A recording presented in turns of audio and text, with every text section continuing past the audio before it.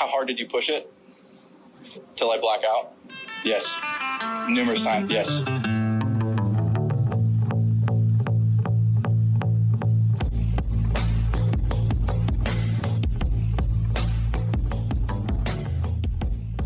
What's happening, Municipals? And this is all of the Municipals here today. We are doing goals 2025. You like that? Do you like that, Jack? You like how I opened it? That's so good. Golfing Rainbow. And we have someone to introduce today. New member of the Municipals, our boy, Troy Knight. Not new to the podcast, but new to the Municipals. Thank you. Hey. Happy to be here. Welcome. Snaps Welcome. One of us. One of us. One of us. This is one Troy, of some our words. This is one of our favorite pods we do every year, and we missed John last year by adding him just a couple pods late, but we're glad we get Troy to get the goals this year. It's going to be a fun year. You know, we've got a lot packed, a lot of stuff that's going to happen this year. But Troy, for anybody that might not have caught you in the past on some of our other episodes, introduce yourself a little bit to the listeners. My name is Troy Knight, hail from the great city of Los Angeles. Basically on the north side of Los Angeles, so I might as well be Ventura, so that's why I go play with John all the time. Right now, I think I'm sitting at like an 8 handicap. I would like it to be a lot lower, which we'll go over. Yeah, so just excited to be here, excited to help out, excited to take a lot of photos. That's kind of my thing, and help out where I can with that. I mean, I think, you know, anybody that got to enjoy the travel series that we put out at the end of last year, Troy was a pivotal member. You probably saw him in the travel series, but he was one of the pivotal members that was with us on that trip that really kind of shepherd us around when it came to the digital side of things and being able to do a lot behind the camera because, you know, Pax had some history with that in his past through college, but me and Ashton, we were 100% green on it, and it was rough. So without Troy and Pax's help, I don't think that video series we wouldn't have had any footage to give to Jack and John and Pax. So Troy was absolutely, you know, cornerstone of making that happen. But today, we are talking goals, fellas. Goals. How did your goals go last year? Let's start out there. So we'll do a little recap here, a little refresher. The greatest thing is that before we press start, we don't remember any of our goals, so we can't actually do that. We can't recap. It's okay. However, I only had one goal, touch my toes, and I did it. So I don't care. Yeah, so that's all that was the only goal that's that a mattered. win for the Municipals. Hey, Chris, tell us more about touching your toes. Like, you just leaned over and touched your toes, and that was it? It's from Straight standing leg? from a Was it straight leg? stance and touching my toes. Like, was it like you were bending your knees while touching your toes? With my Doing a knees not squat bent. while touching your toes? What? I'm just a little skeptical. A toe touching imposter. Are we talking I holding, couldn't do it holding sitting, the but I touch, can do it standing. or are you just Oh, like, okay. What? Wait, sitting? What? Sitting like this on the ground. Okay. I leg came out in a straight chair. out. I was like, come on, man. Like, What's like presidential fitness or when something? you were in gym class growing up, Ashton, and they told you to stretch and touch your toes, did you just like do it in like a Indian style? No, I'm just no, making that's a fun of- butterfly stretch. I thought you were going to say, like, you know. Oh, okay. Butterfly, I see. I get what you're saying, babe. Yes. Yeah. So my goal Okay. was to be able to touch my toes. It's harder to do while sitting on your butt and actually trying to do it with a perfect posture than when doing it standing up and bending over without gotcha. your knees. So I was That's able awesome, to do dude. it standing up. I was not able to achieve it sitting down. Okay. That's Maybe okay. That's a 2025 We thing. still call that a dub. It's in the goals, so we're gonna get there. But I guess we'll skip that part since nobody else remembers what they did last year. Here's my promise. Last year I listened to the pod and I held everybody accountable. I promise you, I'll be the accountability person. Next year I'll re-listen to this pod and I'll hold people accountable. But yeah, we're just gonna treat 2024 as a bit of a black box, other than Big touching his toes. You're gonna be the CAO. It's hard to forget when you only have one goal. So our chief accountability officer. Well, I'll start us off. So I think one of the things we were talking about off cam was kind of our focus for goals pod, and it sounds like everyone's in agreement that kind of the three things that we want to focus on are basically, specifically on this pod, specifically for us six, is basically use our, what we're calling our togetherness and our community to help hold each other accountable. And then if, somebody's struggling or somebody doesn't know how to try to do something, like create or develop systems with each other to really help push each other. And then the only other thing that I was mentioning was really we kind of want it to be somewhat measurable. And I'll start off with the way that we'll do the pod is basically we broke it down into two separate kind of categories. One, because we're a golf podcast, our golf goals. Within that, we've got swing and technique goals, and then I call it golf, not golf swing goals, which orients more towards actually playing golf. And then we've got life things. I think health and mental being is something that everybody should always focus on. So we're doing that as one of the categories, and then we got a catch-all as far as other life goals. So without further ado, and really I'm trying to move everyone forward because I have 52% battery life. I'll do a check-in with everyone on that. Game prep. 15 minutes. And I'll start off with our golf goals. So for me, on the swing/technique goals for my golf goals of 2025, I really just have 3 swing/technique. I'm trying to keep it all simple. 120 mile per hour cruising speed. That's going to be a little tough. I saw that, John. Hey, please comment away. You guys don't have to just listen. I'm going to open the floor here for some from comments. Cruising. Yeah, I got to be specific, man. So stack-wise last year, I was able to hit 118. Not cruising. I'm cruising right around 113, 114 right now. But I can push it to about 118.2 when I really go after it.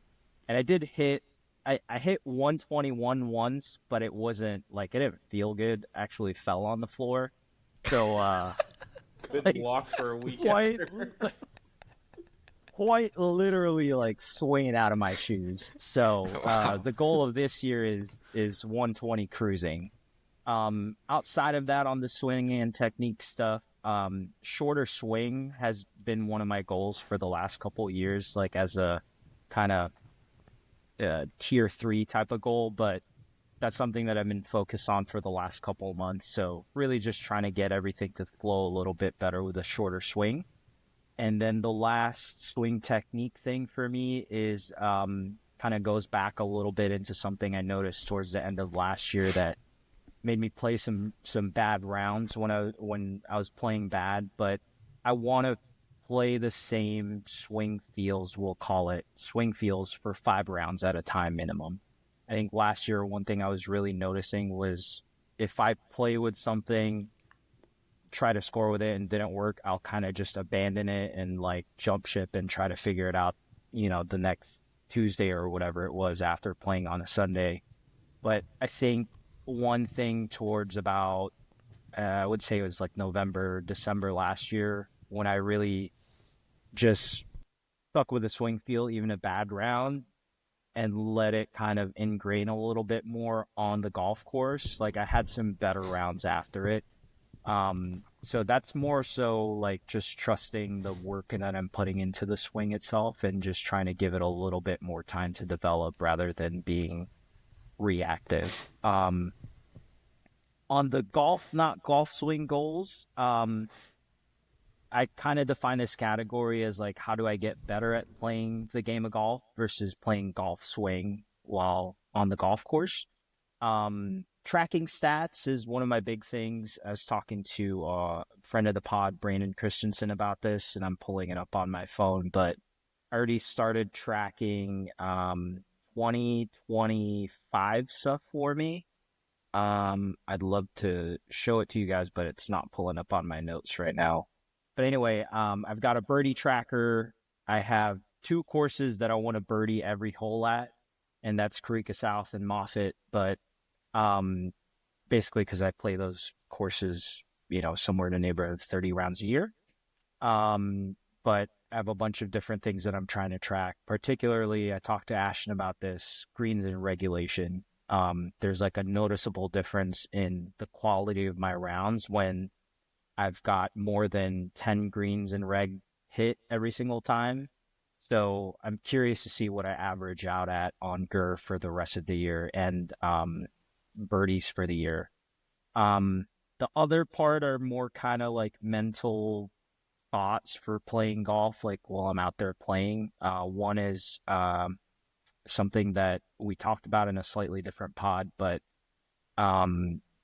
being present with a positive mental attitude versus being overreactive to like a bad shot or a bad hole, just trying to be present and then moving on towards the next thing. And then the other thing is, to me, I just call it like letting the energy flow, but basically letting myself have fun on the golf course with my friends. I think typically when I'm enjoying myself and being, I would call it aloof on the golf course, like I'm having a lot better time rather than just being focused on the results of like a match with Ashton or a match with Brandon. Like, I think just being myself on the golf course a lot more is something that I definitely strive to be. And I think those things are going to help me with like playing better golf on the golf course.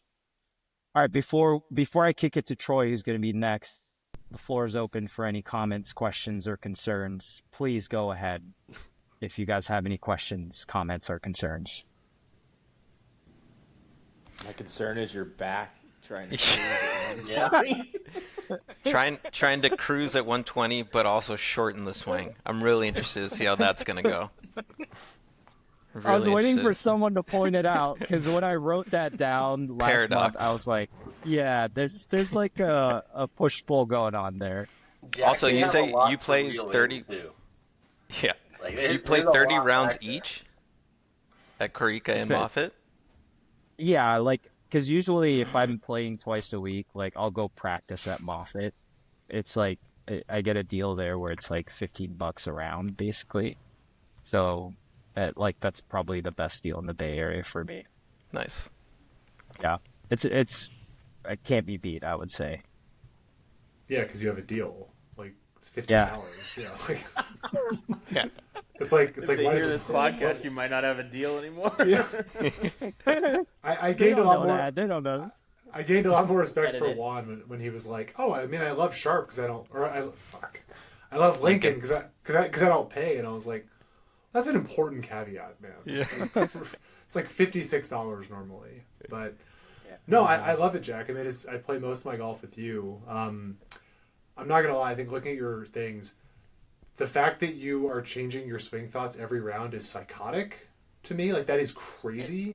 And my only piece of feedback, and I think we all get feedback, is like, I know you're not going to do it, but like, would love for you to find a coach. Like, just like, I don't know. Like, I know you trust Josh. There's always something new. And like, you're playing the best golf you ever played. You're playing really, really well.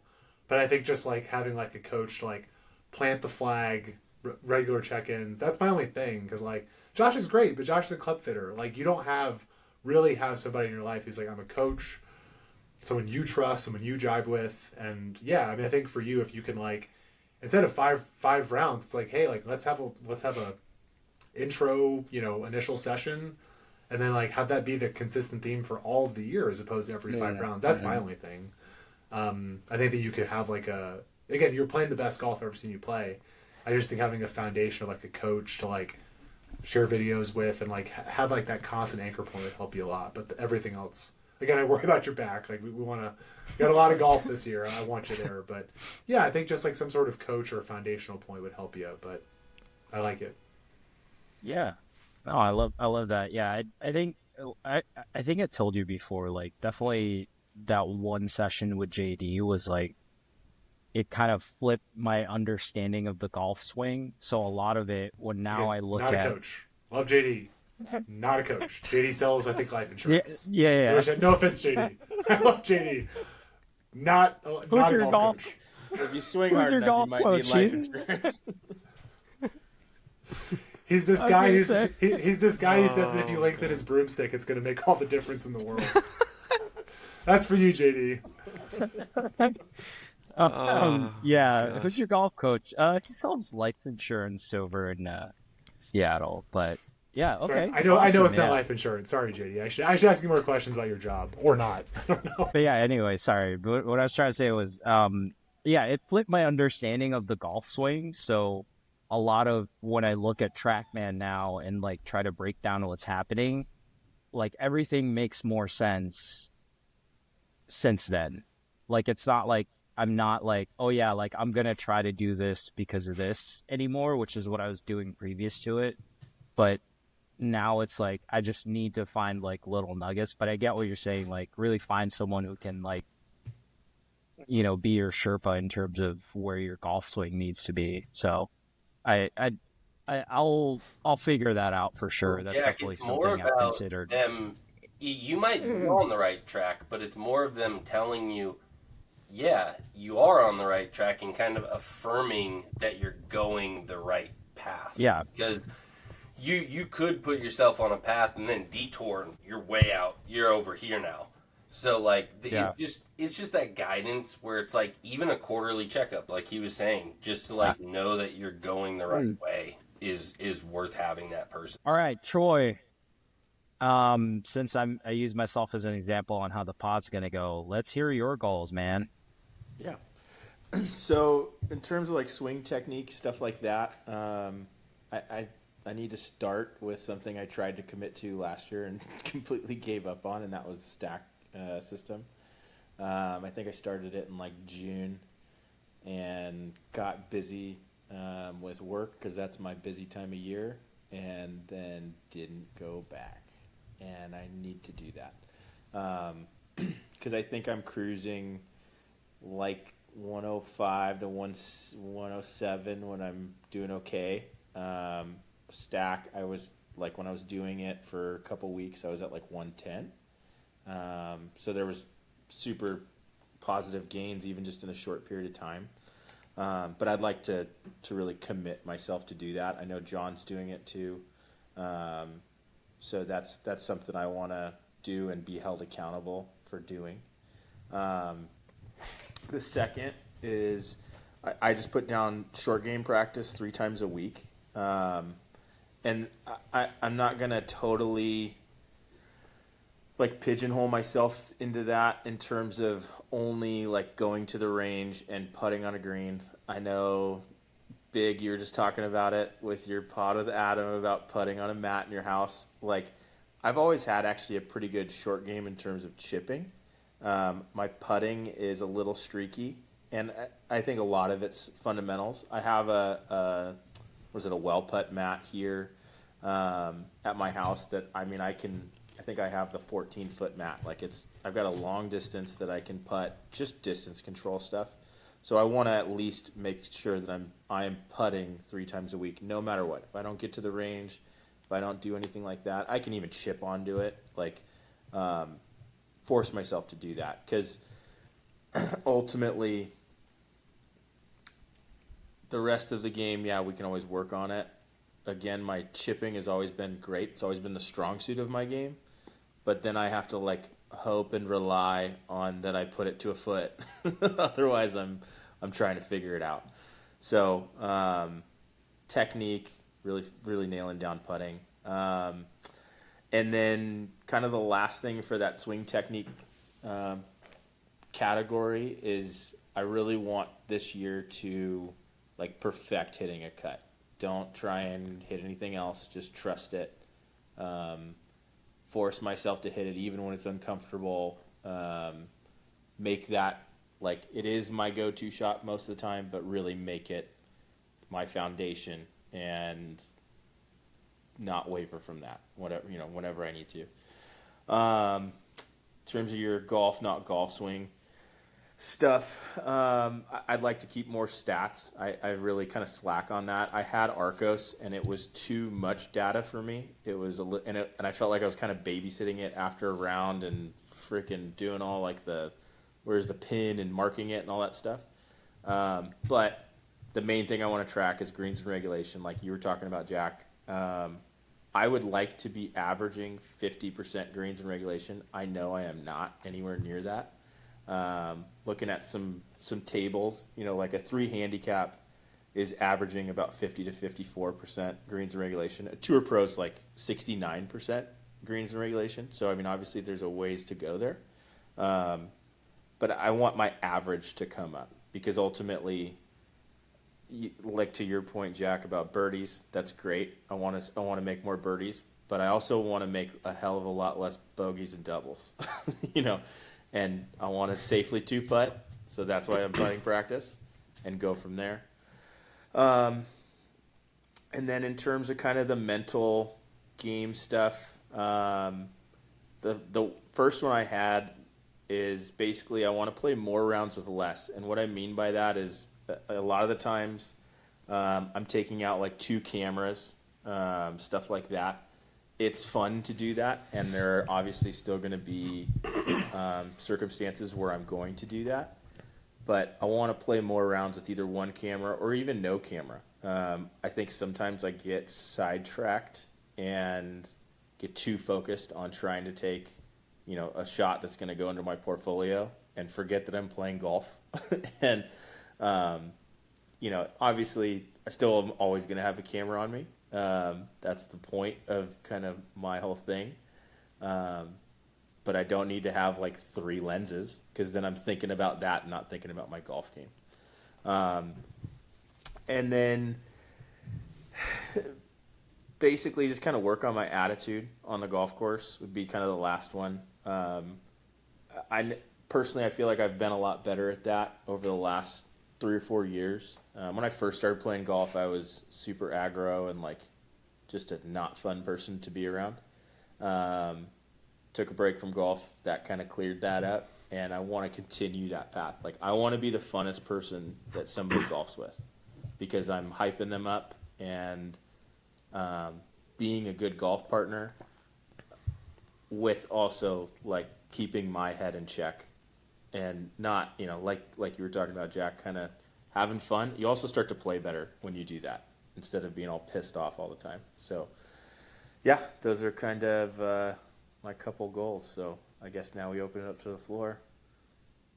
Real quick, just to that point about like being yourself and having fun. I think for me, where that comes from is I can't remember who I was listening to, but basically they're talking about like most golfers when you meet them while they're playing golf, more often than not, they're gonna seem like a different person, and then you go off the golf course or like hang out with them somewhere else, they're a totally different person. Like for me, one of the things that I was thinking about for that part was like really trying to be myself in both places, because it is kind of stressful sometimes for me when I think about like rounds where like I don't feel like I'm present with my friends. Like I think one thing I was thinking back to was Ashton. I can't remember, was it last year that Hussey broke par, or was it the year before? I think it was like September of 23.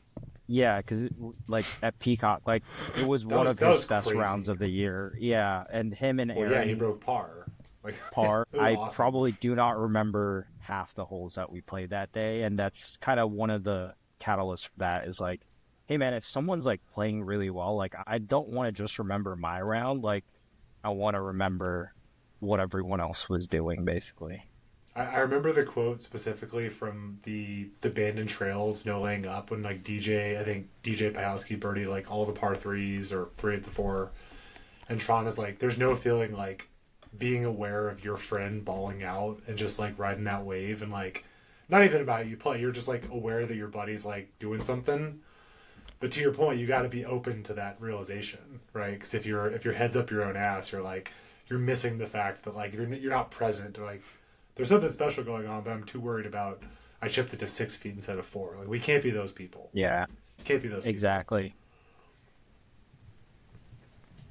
Dude, I'll actually, since one of your goals too, Troy, is like the stats thing, I'll send you what I have, like Cool. what I'm doing. It's just on my notes app, and it's like basically, I'll read it off real quick. Rounds played, GERs, and then I track like what's my best round with it, like how many GERs right next to that, number of birdies, number of eagles, and then I have a couple of other random ones like number of fried eggs, lost balls, and OBs. That's also those last Jake, two you're are kind of such a important weird too. person. Like, You're such a why do you weird want to person. remember those? That's so weird. That's Well, you too just, much data, you just man. gotta know your averages. It's more so like, hey man, I've played 7 rounds and I've only hit 1 ball OB this year. Like You need that's a good thing to know. But You need a at that therapist. point, I might as You well need a just therapist back as on well as a Arcos golfer. again. You know what? Anyway, I'll I'll send tell it to you. Go OB if you've doubled or tripled most of the time. That'll also tell you if you want. also not to be a hater. Actually, Yeah, I'm I feel tracking bad. those too. I've actually been with you this year, and you've made an eagle, but it's like I can tell you, it's like I made 1 eagle. It was actually on camera. Like made 1 eagle last year. That's it. I'd love to have many eagles you make because That was also a sick eagle, Ashton. that was a sick eagle. Yeah. I have 2 The this one year. thing I was gonna say, just comment. I guess it kind of goes with both of you guys because both of you guys mentioned tracking greens regulation. One thing I like to do, I used to use Arcos, like Troy. The only reason I stopped using it honestly is because the tag kept falling out of my grip. So Arcos, you need to work on your integration with the golf cord, the Golf Pride Z cord. Seems to not something's not working. But anyways, one thing I'd like to, I still wanted to track greens because approach play is really important. But one thing I'll do is on my scorecard, instead of just doing a yes or no, like check or X for if you hit the green, if I miss the green, I always like to put like what direction I missed it or if I missed it long or short. Because I think keeping track of that can really help you make better use of those like green stats. Because then you know like, oh yeah, I'm missing greens, but it's like if you don't understand why or how you're missing the greens, then you don't really give yourself the best chance to increase that percentage. So Yeah, I'll also just see the add on tendency. that. That's a great point. Yeah, I'll add on that. I mean, we all post. Well, you should all be posting every score that you play. The USGA app that we all post on, I utilize that for my greens and regulation, and on there it'll tell you if you've missed it long, short, That's right. left, or right, and you do that same thing with fairways as well.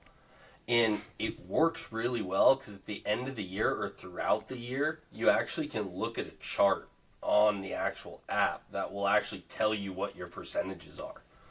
And it's really easy. And then you don't have to have like separate paper or have a log somewhere or have like a stack of scorecards. It's just saved when you post your scores. So Is there a spot for fried eggs though? there's no Friday spot, no OBs. Or number of balls OB. That's yeah. only an 18 birdies or whatever that That's only the Jack Lopez app. Yeah. Shout out 18 birdies, sponsor us. Yeah. Hashtag Or not sponsored. no birdies. Like when people tell me they have a valid handicap through 18 Never birdies, mind. I'm like, There we yeah, go. No. Complete frauds. First hot take of the night. They're Oh yeah, no, spicy, sorry, I don't have it, Jen, but I've got my 18 birdies. It's like, yeah, we're not playing for anything then, because I don't believe that shit at all. All right, hot Ashton. Let's I've got do my your hot Grint poll. handicap. Doesn't that count? Right? Yeah. Yeah. It's like, also, hot Two- Ashton. two- I kind of like that nickname. 2 less potential sponsors. Great job, COO. Chief Go after who Accountability you want. Officer. And also This is the include who you bridge. don't This is the want. bridge just being burned down. Sorry, Troy, you kick it off to someone else. Oh, I just said Ashton. God. Yeah, I mean, I mine kind of goes in the direction of John, so I'll kick it off to John. There we go. All right. John, what are your goals this year? We'll start with the golf, not golf swing goals, because those are kind of fall into more competitive goals, and then the golf technique will kind of detail how I'm going to achieve those, those competitive goals. So first off, I want to qualify for the SCGA Mid-Am. This year it is being held at Soul Park, and so as the mayor, I feel like it's my responsibility to make it there and represent. The qualifier is actually at the beginning of the month, or at the beginning of April at Olivas Links, so another course that I'm really familiar with, and so I think I got a good chance to qualify for it. Next thing is I would love to finish top 3 gross in a Soul Park Men's Club event. I've been a men's club member there since 2019, and I think in the pandemic, but we've reformatted and a lot of new, better members have come in the last 2-3 years, and I just been middle of the pack, bottom third of the pack as far as gross for like the last few years, and it's really chaps my ass. So at least one top 3 in a gross event would be nice, and then hopefully a little more. Next goal, winning record in this year's cookout. As of the last, I think I've participated in the last 2 cookouts, and I'm undefeated so far. So knock on wood, I'd like to continue that tradition. And I do not fear a singles match at JD if it comes to that. Just let it be known. You can leave that in the recording. And then lastly, I would like to complete the Soul Park Birdie Challenge. I'm not lucky enough to play twice a week like Jack is, so I gotta just birdie all the holes at one course. Again, it's something that has eluded me all these years. I think 2 years I've come 1 birdie away, and then I think 1 year I almost got the Grand Slam where I had eagled all the par 5s, and I think I just needed to birdie 6, and I missed it. And then the way it's happened is that the last hole that I've needed to birdie each year, the following year it ends up being the first hole that I birdie. It's just been like that. So crazy shit like that. So that's one thing I want to finally complete. Now, as far as the technique goes, how I'm going to get that, I want to increase my club head speed by at least 10 miles an hour, and I'm going to do that by sticking with my stack routine. I've been pretty good with it this year. I'm already seeing some good increases. I want to practice at least twice a week, and I want to shake it up so that it's more interesting for me and it gives me more motivation to get out there. But I want to make it 1 short game practice session, 1 long game practice session. So one where I'm focusing on chipping, putting, and then another one, not long game as far as like driving and stuff, but more kind of what we were talking about before with greens and regulation. I feel like approach play, wedge play is really, really important. Getting my yardages down, especially since I'm going to be hopefully gaining some club head speed. I want to make sure that I know my yardages consistently, that I'm not blowing it over greens and stuff like that. I want to make sure I have a proper warm-up before every round. That's something that I did a horrible job of last year. I played a lot of unplanned impromptu rounds last year where I just had to jump from the parking lot onto the first tee, and the results at the end of the round kind of showed. I ended up spending the first 7, 8, 9 holes just kind of loosening my body up, and then it was a lot of like 44 37s, or a lot of like 47 like 38, stuff like that. And so I just want to get out. I want to make sure that my body is loose, I'm ready to go, I'm nice and warmed up, I have a feel of what my swing is going to be doing that day. And to me, if we're going to like get real technical with it, I want to spend at least 10 minutes on the putting green, at least 15 minutes on the range, warming up, mostly warming up my body, stretching out, making sure I'm loose. And I want to start every range session with a few freezer drills where I'm just freezing at the top, making sure I get solid contact. And now for some, I guess this isn't really golf technique, but this is more kind of just enjoyment. I want to play 50 rounds this year. Like I said, last year, I played a lot of impromptu, unplanned rounds, and I was kind of too busy with life to really plan out a lot of rounds. I think I only played, I played 28 rounds last year, so I want to at least double that, hopefully more, but I want to get at least 50 rounds this year. And then I want to play 10 brand new courses to me this year. I played 3 new courses last year. I've already played 2 new courses while I was at the PJ show in Orlando. So I'm on a good trajectory there. And shout out Jack. Southern Dunes was pretty sick. We got to do a podcast about the Disney course, though. Like, I'm so curious. Yes. Yo, so yeah, it was not bad. I hit my first 10 greens in regulation. I will say that though, just pretty crazy. Happiest place on earth, baby. It was. Listen, and yeah, that does it for the golf goals. Just the 50 rounds and the 10 new courses, and then I'll open it up to the panel. I think you got an obtainable set right there. I didn't hear anything that was like. I mean, we weren't. Damn, screw me and Troy, right? I was just That's saying, fucked up, like, man. not trying to hit 128 and shit like that, but you know. I said 208. 120, damn it. You said 120 cruising. We know that means 128 max. Just you watch. No, I like them. I'll just add, since I think we'll have at least 4 people stacking. It'll be a stack of stackers. Yeah, stacking the stacks. # not sponsored. Dr. Sasha McKenzie. Basically, the one thing that I will share as a learning on that, since there's a bunch of us that are doing it. This will ladder into my like health and mental well-being goals, man. Like the physical, like you gotta get your body ready for it. Even if you just get foundations done, like the gains are there. I'm still like 2 sessions away from finishing heavy hitters, and I started that in August. Dude, like it's a toll. Like it's hard on your body, I will say. So, but just take care of your body. Like Marshawn Lynch said, take care of your chickens and your mentals, man, if you're stacking. Okay, Sammy Sosa.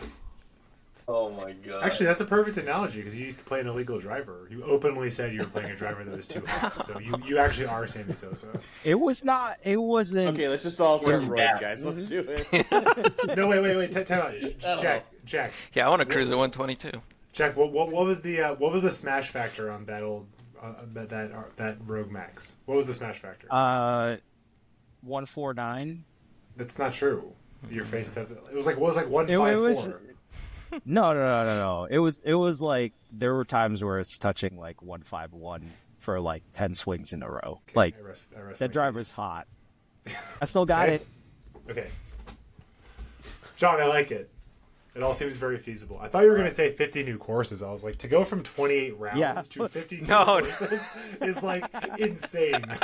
I was like, where are you traveling to, bro? Like, No. Are we having COVID again, John? Yeah, I know. I know. I hope No. COVID was. we might have an avian bird. I'll never flu, get but back that's to those that's days. A separate topic. God, good old days of just not worrying about anything but golf, and people. I think I played 86 rounds in 2021. Damn. 28 last year. Yeah, What a fall from grace. yeah, I'm with you. It's been a drastic fall. But we're good. We're ahead of pace for this year. I think we still got we got 2 or 3 days left in the month, and I've got 5 rounds logged in, so we're ahead of schedule. Oh yeah. Hell yeah. Awesome. All right, John, pass it off. I'm going to pass it off to the man straight above me on my display, Mr. Pax. Oh, yes. Well, it's Ashton on my display. I think that's how I'm out there. All right, cool. Yeah. I'll go back to the swing technique goals. So I think it's a little tough for me. One, because, up here, we get, not a lot of time to play golf. No, I'm So, lucky 'cause I'm indoors. I've got to. Yeah. I can do it whenever I want. Yeah, that's true. Yeah. And, and family definitely takes up a lot of my time. I think for me, whenever I play, and especially starting out, I'll have a lot of thoughts. I'll have a lot of swing thoughts and a lot of, things that I'm thinking about either on the course or on the range or at the, just practicing my short game.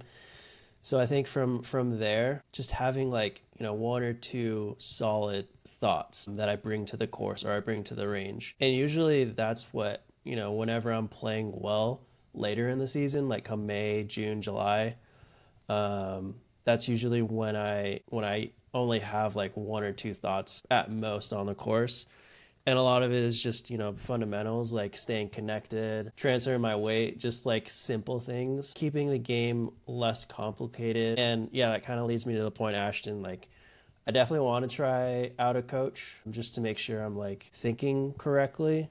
'Cause, I've grown up with the game, but I've never taken it seriously, and more so just, kind of gone out on the course and have fun with friends and stuff like that. Luck, I got to play college golf and kind of got hooked that way. Definitely less swing thoughts, and it's tough because like we don't have a lot of time, and usually I try to cram a lot of things into there, just simplifying the game. Secondly, on the swing technique side, it kind of goes back to like practicing a lot. So I wrote down here practice like 2 or 3 times a week, but most of the time how I structure my practice is I'll usually only hit like or focus a lot of my time on short game. And when I'm focusing my time on it, I kind of go back to our like little impromptu short game session big at Soul Park like 2 years ago, I want to say. Yep. So just like keeping everything light, my hands light. I don't know. I try not to complicate it too much. Baby shit hands. Yeah. I think having like a very simple short game translates into like everything else, and it helps. I tend to complicate things a little too much, and that definitely makes it worse. Definitely want to simplify things, so that's definitely my main theme thinking about all these swing technique goals of mine. Golf, not golf swing goals. My main goal this year is to get to sub 6 handicap. Right now I think I'm probably around 8 and 8.5, around there. I need to update my gin and actually pay. But last I checked, I think I was I was at 7.9, but this was a couple months ago, and I haven't even stepped on a course in like 3 months. It's just been downpouring over here. You Californians don't know we can't post until April anyways. I can't post a score until April. That's crazy. Dude, yeah, I can't post anything. I think either in Oregon and Washington I can't post anything. Whole Pacific Northwest. I'm not gonna lie, Big. When you first said about that, I straight up thought you were lying. You did. I was like, what a convenient way to not post any scores. And I was like, right. Oh, he's right. Yeah, Ashton but in Georgia and California, it's year-round seasons. Ashton gave me crap. He Yeah, goes, I know you've been playing golf. Why you haven't posted anything? And I'm like, you can't. Meanwhile, Jack It's a plays violation. Meanwhile, Jack posts 100 rounds and has rounds from like 1847 on his gin. It's like back when he played golf with George Washington. I played golf with Abraham Lincoln. I'm gonna go whack the ball around. It's like, Jack, you played 14 times last week. All right. Okay, Pax. sorry, Pax. We got. Let's get your goals in. You're gonna get your gin. Yeah. Gotta pay for that. Handicap sub 6. That's definitely I feel like that's a very tangible goal of mine that I can accomplish this year. And a lot of it is just, playing more consistently. I feel like the first year, like Big, you definitely know, like the first year for my son was definitely super hard. But now it's, we've kind of gotten into a bit of a groove, and definitely want to take him out maybe a round or two, maybe not the whole 18, but like, a couple holes, maybe 9.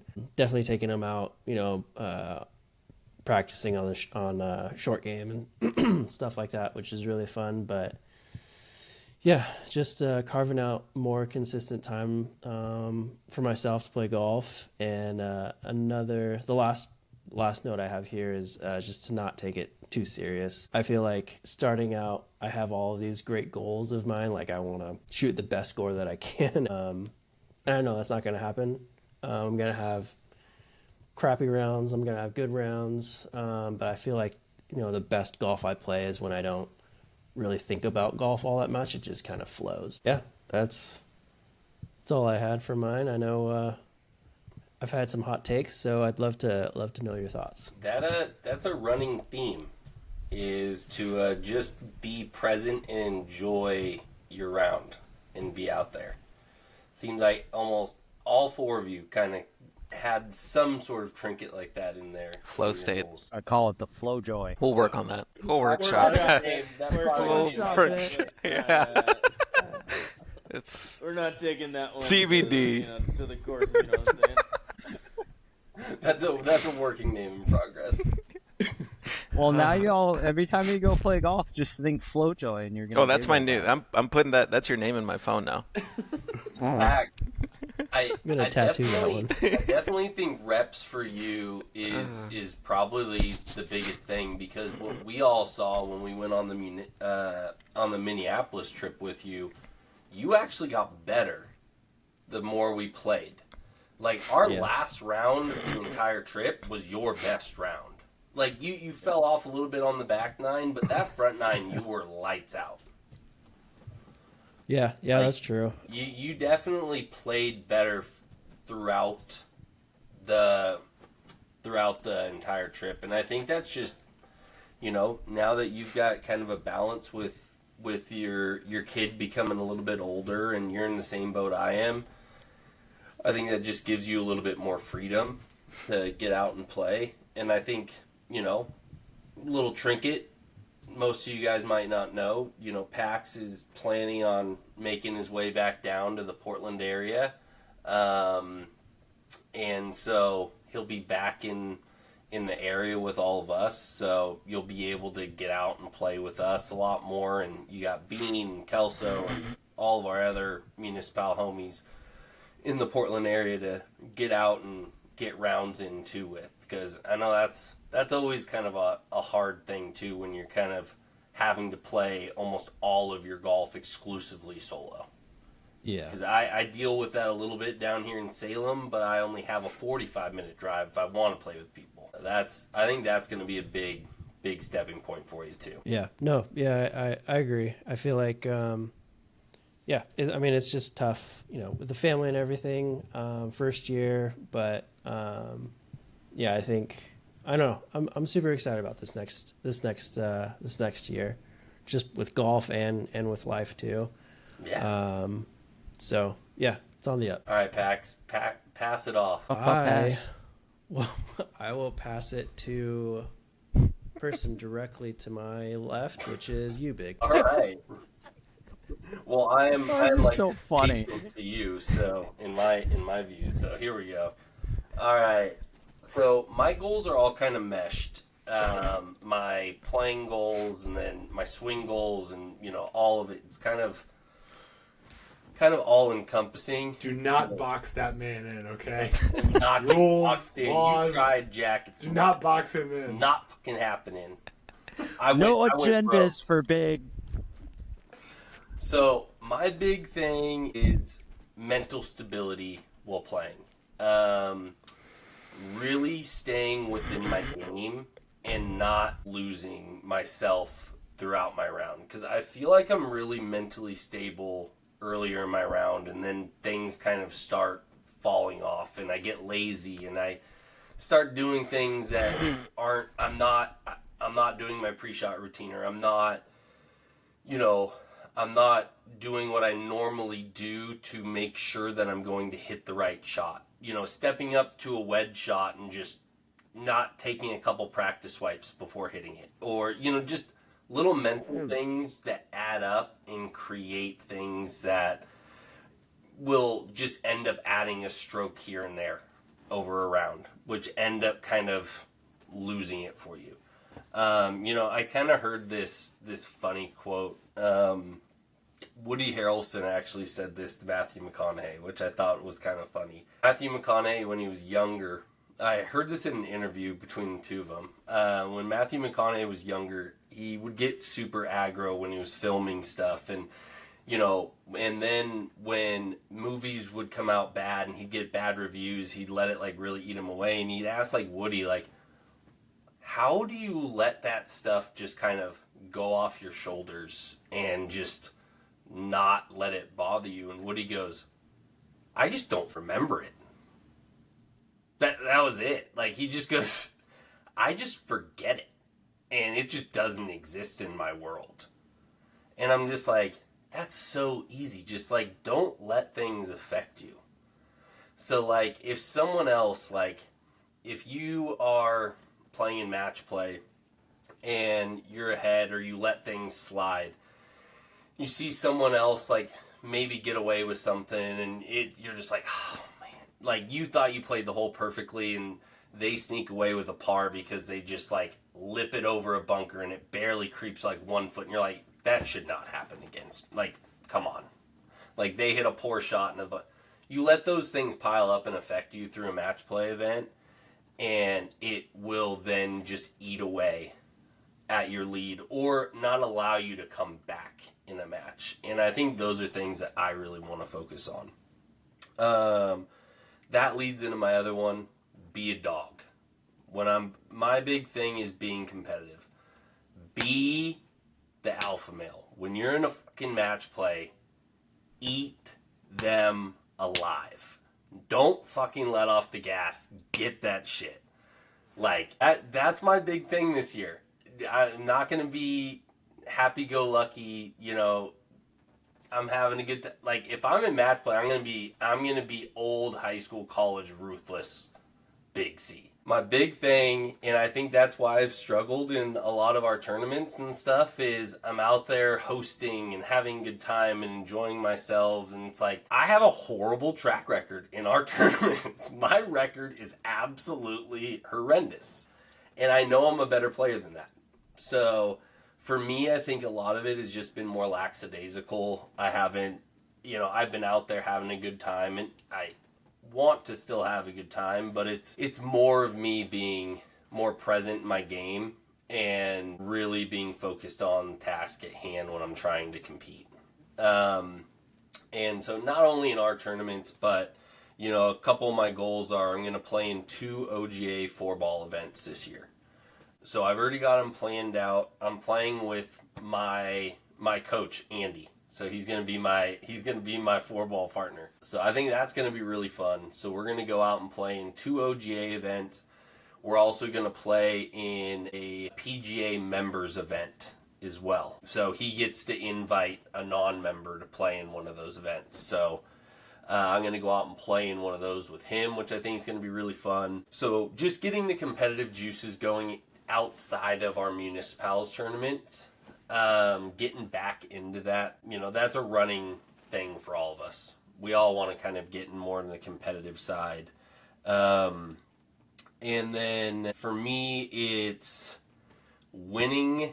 I want to have a winning team and record at all the municipal events. That's one of my big goals. It's lofty. That's my goal this year. Ashton's smirking like a little son of a bitch. I am getting a dub at the cookout. I don't give a shit what I need to do. And if at least I come out with a winning record, I'll feel much at least better about myself than having to lose a record. Big's Allen Iverson. He drops 89 points and the Sixers lose by 40 to the Wizards. He's like, but I dropped 80. Like 5-0. I did what I had to. If he's doing anything he has to, he's going to start going after knees.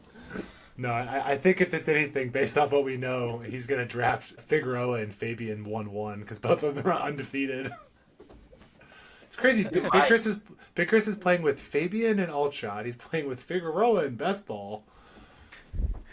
Who'd have thought Big's a data boy? It backfired on me last year, pairing myself up with JD. Damn. Lots of shots fired at JD. Oof, yeah. You also, though, you guys ran into a buzzsaw. We did. Brandon and Jeff. So, like, I mean, I witnessed it. There wasn't much you guys could do. It was, yeah. I also think JD's probably sitting yelling at his car right now, being like, well, you know, Big, on number 7, I did have 3 wood in. Yeah. So, you can only cook with the ingredients you're given. Yeah. All shots a bitch. Anyway, so anything else big? For my actual game, you know, I think if you're wanting to be a good golfer, I think we all are in the right track here with approach game, short game, inside of 140 for me. That's my big thing here. I missed more greens inside of 140 last year than I have in probably 5 years of tracking my stats. So last year was really bad for me. And my putting wasn't great, but my putting looked worse because I was hitting more 30-footers than I ever have. My putting looks really good when I'm inside 20 feet. I am lights out inside 20 feet. When I'm hitting outside of 20 feet on 80% of my birdie looks, it's not a good look. You know, you're not leaving yourself in good positions. Or if you're missing greens and chipping on and leaving yourself with 15-footers to save pars, that's also not going to help you. So approach game for me is my big thing. Inside 140.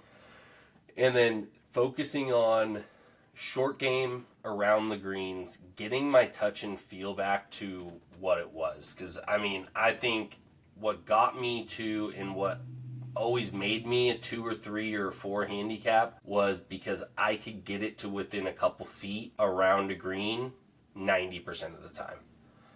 And I have lost a lot of that feel because I'm just not out there practicing. You can't get that on a launch monitor. You can't get that inside in a bay. You have to be outside. You have to be working with turf, understanding grain, getting those feels to be able to be a master around the greens when it comes to that. So spending more time, I have a course on my way to work. So my idea this year is I'm going to be dropping my daughter off an hour early, 3 days a week, and I'm going to stop at OGA. I'm going to practice on their short game facility for an hour, 3 days a week. Just working around the greens, doing drills, doing some of my fun games that I used to do in high school and college, just to kind of get those feels back, because that's best part of my game. And then my other big thing is gait. I am going to do at work, I'm going to be doing the Tiger Woods gait drill every single day. So basically how I do the drill is I cannot hit the 2 stakes on the side of my putter for 10 strokes in a row. If I hit it, I have to start over and continue to do it until I can make it through my stakes 10 times in a row. I used to do that every single day in high school from sophomore year till senior year in high school. And I have always chalked that up as why I was one of the best putters that I've ever come across. And so getting back to that, I think those are going to get me back to where I really need to be. And then there's a lot of physical things that are going to be life and off the course that I'm going to be focusing on, that's going to get me back into the physical shape that I've already started doing, that I'll kind of lead into. But those are my goals this year. So I have a routine that I'm going to be doing. I have a strength training routine that I'm doing 3 times a week. I'm working with a physical therapist 3 times a week that's going to help me with my flexibility and mobility. And then I am not a stat guy, but I'll be doing my speed sticks routine throughout the year that I've been starting to do 5 times a week. That's my goals. I love it. Awesome. We got a non-stat guy. Great. Ruining our chances for sponsorship. Hey, sponsor us and send me the stat. Me and Pax need them. No, but Yeah, I think those are good goals. I think yeah. they're very attainable. I like the idea of, you're setting aside time. You kind of have a good plan in place with having that golf course on the way to work. I think that's like a blessing that you should take advantage of for sure. It's literally right off the freeway on my way up to work, so it isn't even more than a 4-minute detour. Yeah, OGA has a really great short game facility. They do. Yeah, it's owned by the Oregon Golf Association. That's what Oregon Golf Association golf course. Yeah. So it's Awesome. Go ahead, Big. Oh, I was just gonna say it's got a really nice little facility. There's one thing. So like 5 out of 6 of us have gone. By the way, I think one thing I'm noticing, because I'm taking notes in our shared goals note that I created. I think there's a lot of like, hey, I want to do this 3 times a week. Ashton put his down. He's got a couple of like very tangible things that he wants to hit. One thing to keep in mind, like I think this was something last year where I was like, hey man, I want to do this, or that one year where I was like, hey man, I want to hit 1,000 cuts a week. Like there's a point where like tangible is like hard to keep track of. So one thing to consider, we could talk about this offline, as as part of like making this a community thing. Like maybe we make it like, let's say, I think Troy, yours was short game 3 times a week. Like we make it more of a binary thing where it's like, hey, like, did I hit this? Yes or no? And that's kind of like a marker for like success on that goal, right? Like you can measure at the end of the year, how many weeks out of the year did I actually do short game 3 times a week, versus being like counting every single time you practice short game or something. It's just a thought exercise on like how to track these goals. Because I did find it like hey man, like I only hit 800 cuts this week. Like this sucks. So something to think about. It's a lot of I know cuts. you. Yeah, it's a lot of guts. When you gave us those goals that God. year, you wanted to hit like 800 cuts, and then you also wanted to hit like some crazy amount of chip shots. Like it was some absolutely absurd numbers, and me and Ashton were just looking at each other like, "What? That's not possible. It's Yeah. impossible. This is impossible." I think Nick texted Hey man, you me. live and you learn. I think Nick texted me. He's like, "What is going on the podcast?" He's like, Jack. I know it was Hussey. Hussey did the math. It was like he's like Jack's gonna spend like about $1,000 like a week on balls to do that. Like it's crazy.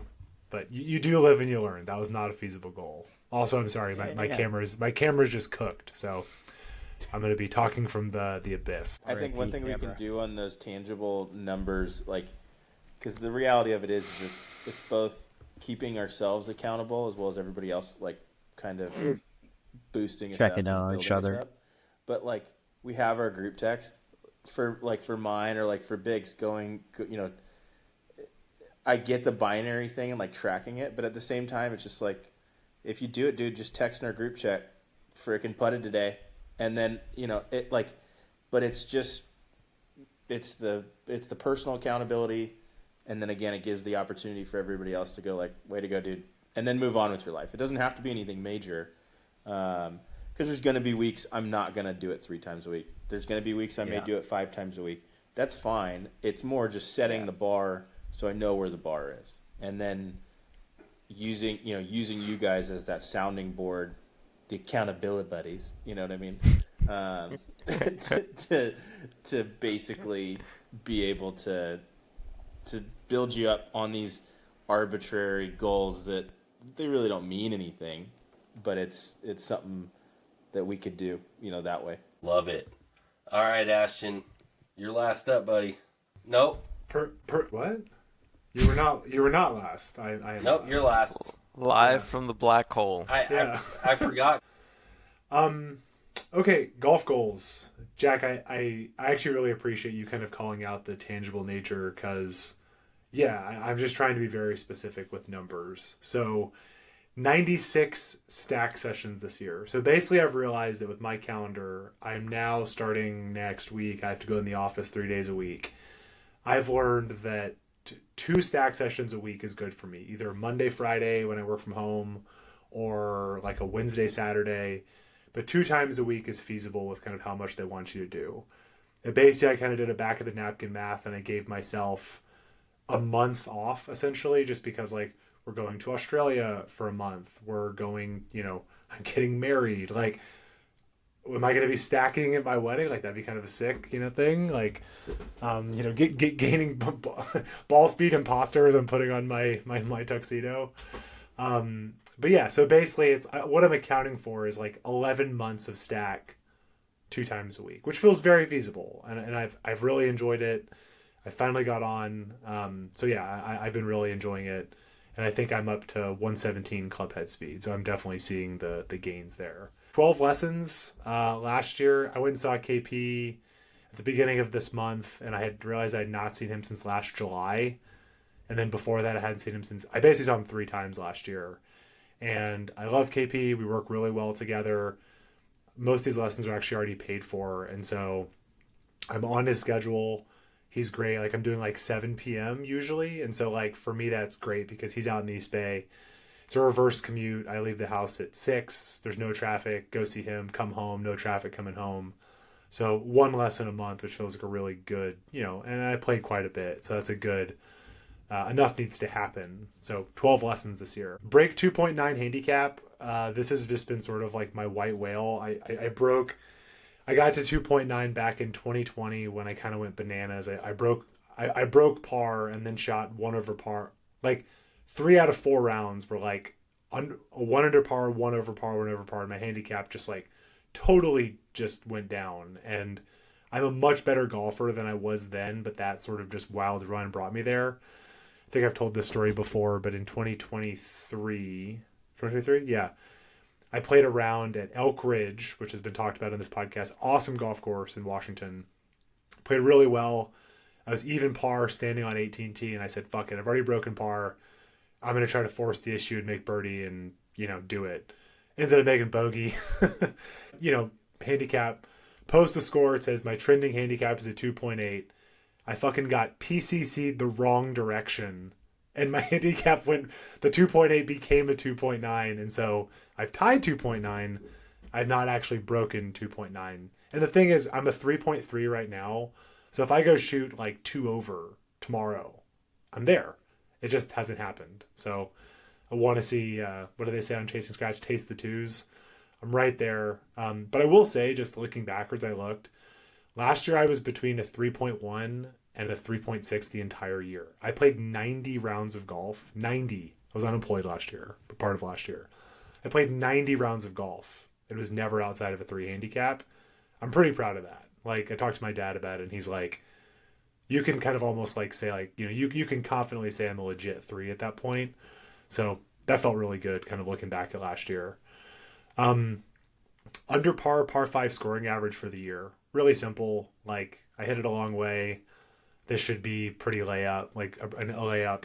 Definitely noticed towards the end of last year that I got sloppy here, making like very stupid bogeys, like, driver, hit it up kind of by the green, chip it on and 3-putt, make bogey. It's like, what are we doing? Like, you just cannot be doing that. So under par 5 scoring for the year. This is kind of ambiguous at putting practice. Ironically, I'm going to give Liz the shout out here, or actually Jack kind of as well. Jack fit Liz for her spider, and she was like, can you pull the putting? The putting mat has been underneath my sofa for like 3 years. She moved in.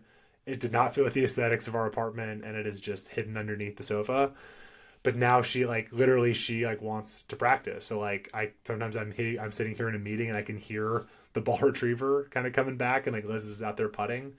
So all I do is I tell myself when I walk into my office, I have to make a 4-footer. That's it. Like, I've got my putter right here. Got to make a 4-footer every time I go in my office, and you rack that up over the course of the day.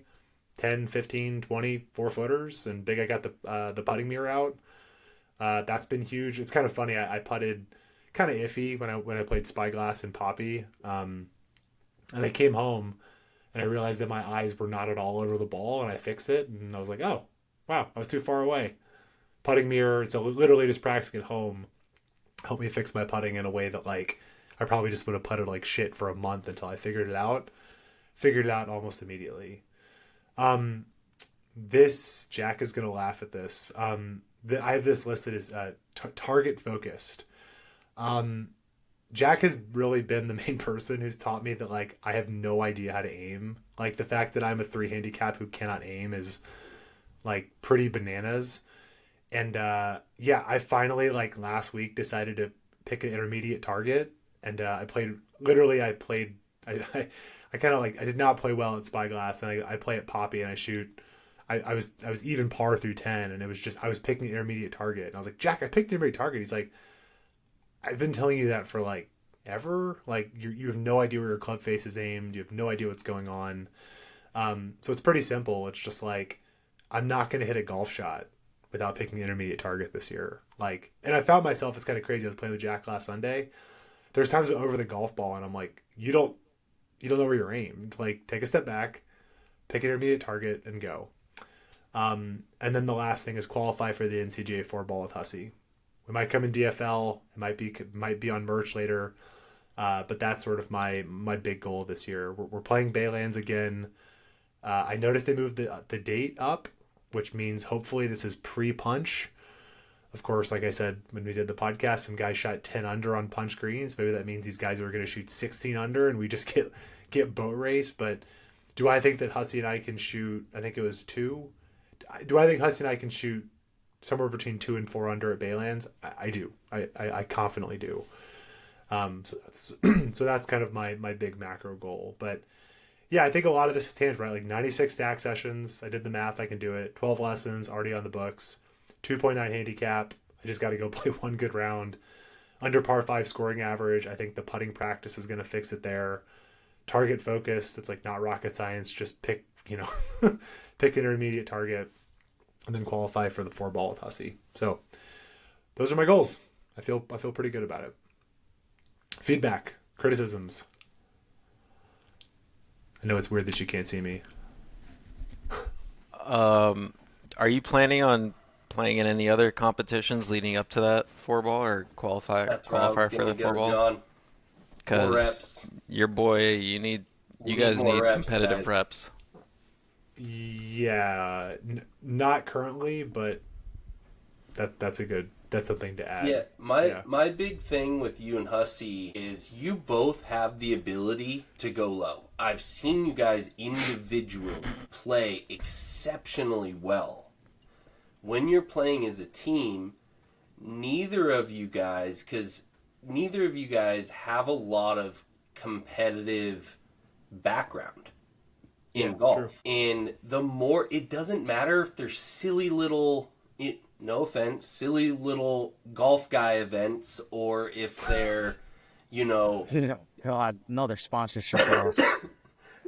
no shots fired, but I mean they're not Kidding. they're not No, competitive. I understand. They're not very Yeah. We competitive. love you guys. They're not at the same level as a USGA event or an NCGA event. Sorry, but it's Yeah. just getting the reps and pretending like maybe a less competitive event is that competitive, and just going through your process. That's just like practicing. Getting that mentality to get that dog kind of in you to compete is important. And I would say just little weekender crappy tournaments just to get your Fresno City Championship. No, I get the caveat is that you can see the golf. There goes their course, sponsorship from the Fresno Tourism Board. But this is all I'll say about that. If they offered us money, I would say thanks, but no thanks to that. We're just gonna leave that there. That's it.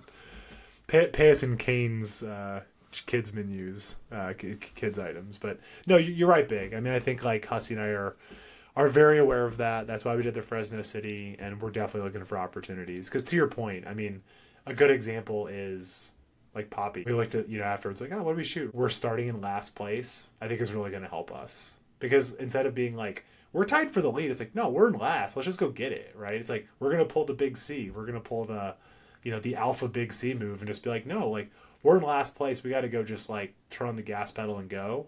I think that's really going to help us. But yes, I think some competitive reps before then would do us a lot of good.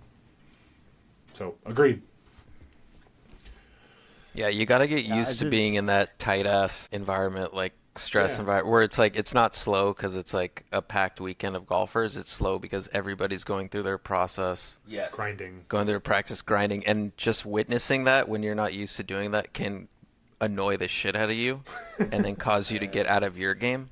Yeah. So just getting good at focusing and being kind of in your and Hussey's own little shell and bubble, and just be no, we're just focused on what we're doing. Doesn't matter how long it's taking or that we've been waiting for these people on the greens for 10 minutes. We need to be, it's just what kind of the phrase that Big C mentioned earlier was mental stability. Yeah. That's that being used to being in that environment will go a long way when it's when you're in that environment of the event that you actually care about, which is that 4-ball qualifier, but putting yourself kind of in the little warm-up events. Yeah. Totally. Being And honestly, selfish, I'm pretty. taking that time. Yeah. Being selfish, I think, is super important because, you Yep. were saying, 100%. the guy that's taking 10 minutes on his putt, allow yourself to take 10 minutes on that. Yeah. Don't get annoyed at him. Just be all right, that's just how it is. Might as well use that time to give yourself a better chance to score. Yeah. No. Just two anecdotes. Oh, go ahead. I was gonna say, even not to relitigate that podcast, but to y'all's point, the NCGA guy told us he basically told us to pick it up, but that wasn't actually an official statement, right? It was suddenly we were even par on the front nine, and then we kind of shit the bed on the first couple holes, and part of it was the guy he's he made a comment, we need to go. We didn't need to go, but it kind of sped everything up a little bit. Where now, if they say that, it's hey, are we on the clock? Is this a real thing, or else is you just over a sandwich telling me that? Because that's different. But to your point, that's just reps, right? That's just we're bright eyed and bushy tailed and okay, yes sir, and now it's not that I'll be skeptical, but might ask a couple more questions. So, what, Jack? two anecdotes. So everyone on the pod knows that Ashton and Chris were both DFL boys on their 2-4 ball events. What's funny about that is In case you missed it. I saw Chris last week, and we were just like taking a look at some of his stuff, some of his clubs and some of his wedges. Apparently, Chris also does not know how to aim, so I'm gonna put that out there for what it's worth. He doesn't know how to aim either, and we kind of gave him a reference point for that one. But the other more important thing, I think the last time I played where you guys were playing together against myself and somebody else was I think Chris's last round at Karika Park before he moved down, and like you two have great chemistry on the golf course, and the way that you guys communicate is like super solid. If there's one thing that I would tell you guys never to lose is that chemistry and that way that you guys communicate. So Yeah. probably something to like keep in mind when you guys are like that moment that you just mentioned where the NCGA person was like, you guys got to pick it up. Like you guys just got to communicate about it really. And keep that communication going. Sometimes they're too much of Catholic soft boys, and when authority figures tell them to pause, to keep it moving, Ashton gets very flustered. I've seen it in non-competitive events. Even when we're just playing casually, a marshal will come up to Ashton and be like, "Hey guys, we need to speed it up," and Ashton is like, "Go, hit your ball, let's go." Hit your ball. Let's Sunday, go. Yep. Sunday, hole 10 at Metro. Yep. We made the turn and we were a hole behind, dog. You're filling up your water and shit. We're a hole behind. The guys are like on 11. Stop it. You can't see my face, but I'm fucking pissed. How dare you bring that Man's up? got to hydrate, bro. But Ashton knows exactly what I'm talking about. You're totally right. I've tried to be more chill about pace of play, but it does make my blood boil. Life goals. This isn't really a goal. I just meant to say this. Like, get married. I'm very excited. Getting married this year. Our wedding is going to be very exciting. It's kind of surreal that it's coming up, and it's the biggest thing I've ever done. It's the most expensive thing I've ever done. It's the coolest thing I've ever done, and I'm really excited about all that. So that's number one. Goal achieved. Yeah, well, almost. I think that one of the big things thinking through this that I'm really proud of myself is like being kind to myself, because I've realized that a lot of things, like I'm doing a lot of things right. Like I've been really getting after it in the gym. Like I'm like in the best shape of my life. I'm like a lot of my routines and stuff are like really, really solid. And so, sometimes I think like an exercise like this is helpful, but also it's that moment of reflection of being like, hey, like, there's ways in which like you need to tune things up, but we're not talking about like just because it's a goals pod doesn't mean you have to like reinvent the wheel, right? So I think being kind to myself around like, like Jack and I talked about getting, going and seeing Max and like getting some like golf mobility, like sure, but I don't really need to do much else than that. Like there's little ways I can improve, but like my mentality is like, I'm lucky where it's like get 1% better. It's not like I need to like revamp this entire thing to fix it. So just kind of being kind to myself and not putting a bunch of pressure on myself. I think the biggest thing for me is better nighttime hygiene. I'm a bit of a night owl.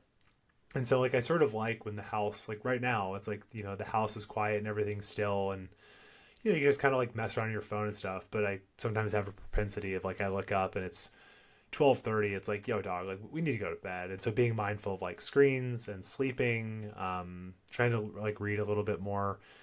I set the goal at 6 books this year, because last year I said 1 book a month and I think I read 1. Like I'm just going to continue to go down until I finally do it. But like 1 every 2 months feels better. But I'm also hand up, like I might come back on this podcast next year and say 1 a quarter. So just like reading a bit more, and I think that goes with my nighttime hygiene.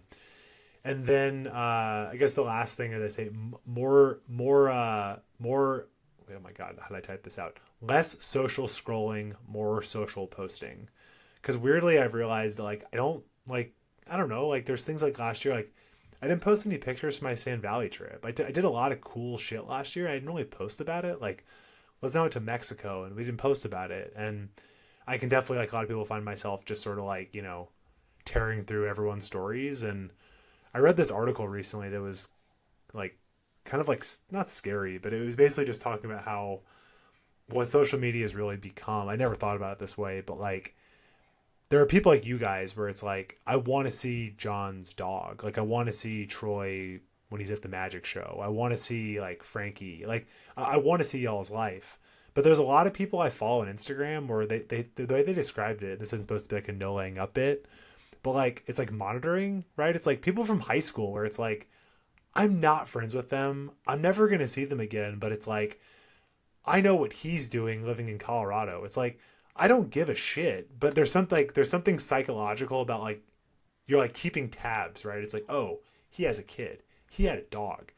He has like, it's kind of worthless in that sense around like, if it's giving me value, like y'all, like I want to see what you guys are posting, but it's not really, I think it's just mainly being mindful around like just cutting down the time of like, I think I've told y'all a couple times, like, hey, I've got social media blocked, giving myself like 10 minutes a day and whatever I happen to consume on Instagram, cool.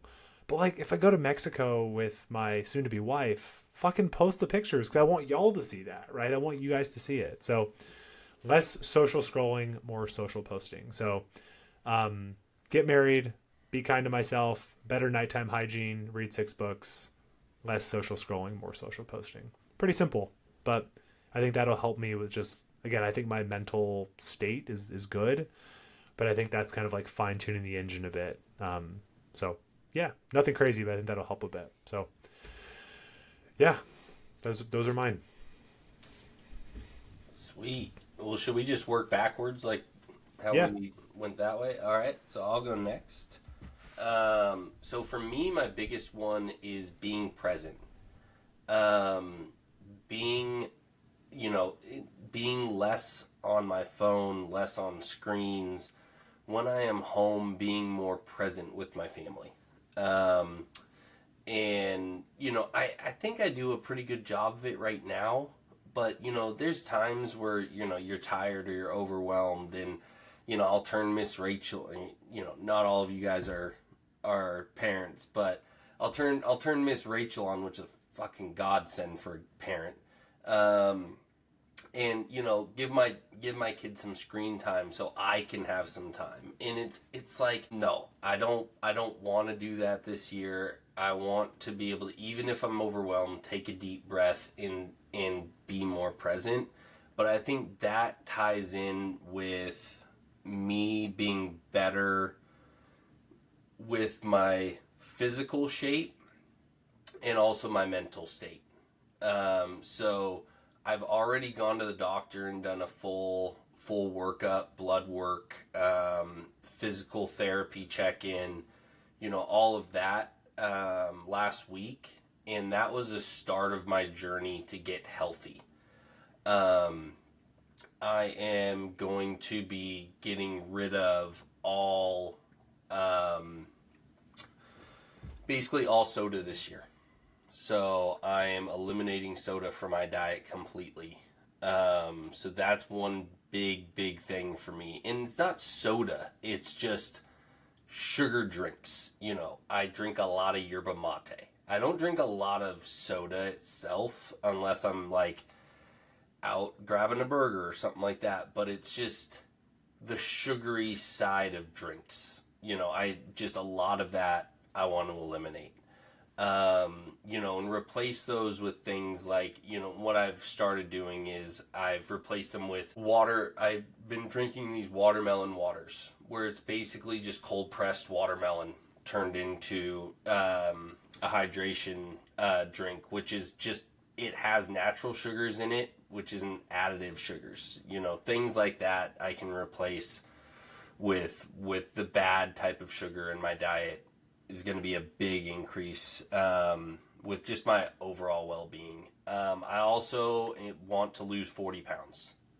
I am at the heaviest I have been since I was 23 years old. So it definitely need to get back into where I was in 2020, which was about 46 pounds lighter than I am now. So that's my main goal, is just making sure that I'm healthy and I'm around for my daughter for the long haul. In turn, it's going to be better for my golf game, of course, but all of this is going to be tied in more for my family. I really just want to be there and be able to be that dad that runs around and does stuff with his kid. Like, I just don't want to be, in bad physical health.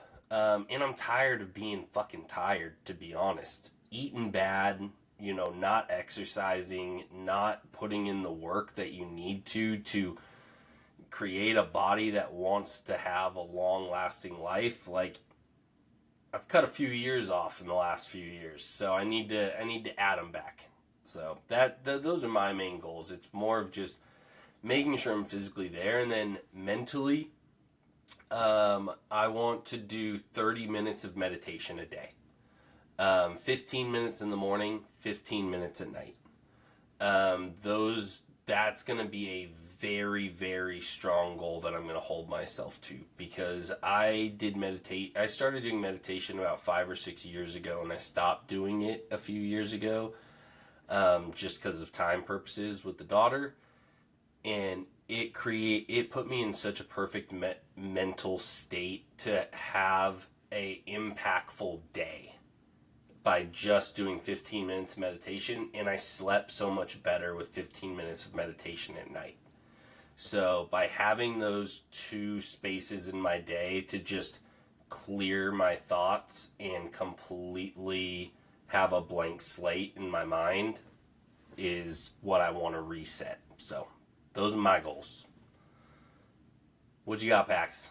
Nice. Sticking to the dad theme a little bit. Just want to be a little vulnerable here. This year has been a little tough, but this is more sticking in terms of like nutrition and mental health almost a little bit. But I lost kind of the opposite to you, Big, but I lost about like 25 pounds. I think since like February. Before I was like 165, and that's kind of my, like my walking around weight, but it dropped down to like 145-ish, around that. I think I was around 145 during the Minnesota trip as well, but a lot of it, was just due to a lot of stress and, being a new dad, and a lot of that kind of trickled into gut health. Nothing too serious, just a lot of mental stress and a lot of mental strain. Now I'm back up to that like 165, 162.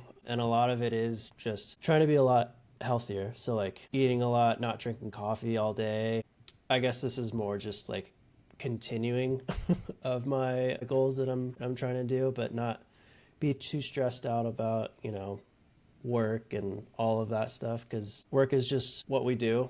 But outside of that, I have a whole bunch of other stuff. Golf, I have you guys, I have my family and my friends and all of that stuff. So it's just really prioritizing everything. And a lot of it was kind of just like lifting weights, working out more too. So definitely want to continue on that trend.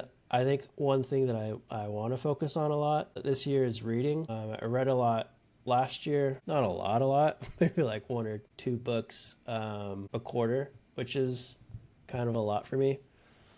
But getting off my phone and not really scrolling a whole lot during night, which Ashton and I kind of have the same, I wouldn't call it a problem, but like, same thing. And it definitely helps a lot more. Now I bought an Xbox, so that it's not helping at all there. Set these as kind of goals, more of just like continuing lifestyle and trying to be better, and focusing on nutrition, lifting weights, working out, getting good sleep, cooking more instead of going to Trader Joe's and getting a frozen dinner or something like that. But nice and quick. All right, John. Sweet. A lot of my, pretty much, I'd say all except for one, but a lot of my life goals that I set for this year kind of stemmed from, for those that might not know, my dad passed away last August, and whenever you lose a friend or a loved one, it obviously brings about a lot of reflection on your own life and how you spend it and how you impact others around you, and whether or not you're leaving the impact that you want to leave, or whether or not you're living the life that you want to live. And so did a lot of reflecting towards the end of last year. And when I was sitting down to make these goals, I really wanted to have the theme sort of be like kind of reconnecting with the person that I am when I'm, my most happiest and my most productive, and also reconnecting with some friends, maybe that I've lost touch with because of just through normal life stuff, but they're close enough that I really have no excuse not to be in touch with them or reconnect those relationships with them. And I'm just going to use some of these life goals as a way to do that. So first off, this one's kind of unrelated to that. This one just has to do with general health and well-being. I want to stretch every day. 10 minutes stretching when I wake up in the morning, 10 minutes stretching before I go to bed every night. I think this will help out a lot with the stack system. And most of us in this group are not, spring chickens. And I wake up and my body's creaking like an old pirate ship in the morning. So it's good to get up, get the muscles loose and limber, and I've already noticed some positive effects from that. Just I've been really consistent with it, and I noticed especially this past week I was out at the PGA show filming for work, and I definitely noticed in the morning and at night, every night, like getting that stretch in before bed, and in the morning, like getting the stretch out before I walked the floor, like it definitely added a lot of stamina, and I definitely felt a lot better at the end of each day. So I'm definitely noticing that, and I think continue with that, and eventually I'll add a little bit of strength training and stuff like that. But so now going back into the life goals that kind of talk about reconnecting and stuff. I want to record a 5-song EP. So again, I was in a band, or I'm still kind of in a band.